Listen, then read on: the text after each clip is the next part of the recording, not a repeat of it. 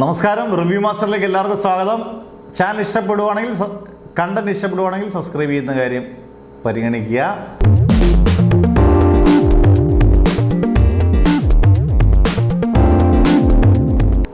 ബറോസ് മലയാളത്തിൻ്റെ മോഹൻലാൽ ആദ്യമായി സംവിധാനം ചെയ്യുന്ന സിനിമ. മോഹൻലാൽ തന്നെ നായകനാകുന്നു, മോഹൻലാൽ സംവിധാനം ചെയ്യുന്ന സിനിമ എന്നുള്ള പ്രത്യേകതയാണ് ഈ സിനിമ ഭയങ്കരമായി വ്യത്യസ്തമാക്കുന്നത്. 3D ഒരുങ്ങുന്ന സിനിമ അതിനേക്കാട്ടിൽ പ്രത്യേകതയാണ്.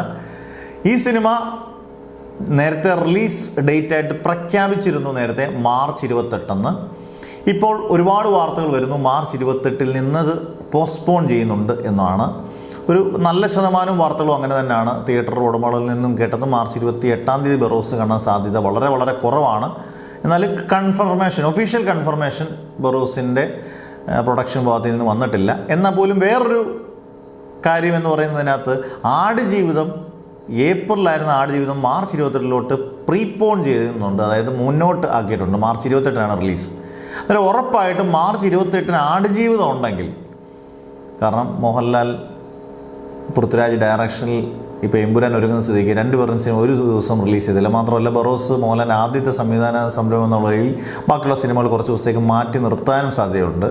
അന്നേരം എന്തായാലും ബറോസ് മാറ്റിവെക്കാനുള്ള സാധ്യത വളരെ കൂടുതലുമാണ്.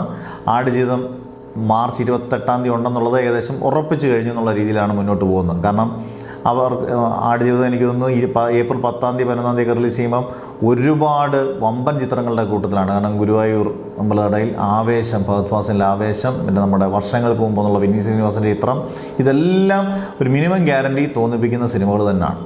അന്നേരം അതുകൊണ്ട് ആടുജീവിതം ശലം മുന്നോട്ട് വെച്ചത് നന്നായിരിക്കും. പക്ഷേ അന്നേരം ബറോസ് ഇനി എന്നാണ് റിലീസ് എന്നുള്ളത് മെയിലാണ് എന്ന് പറയുന്നത്. മെയ് 21, 23 എന്നുള്ള ഡേറ്റുകളൊക്കെ പറയുന്നുണ്ട്.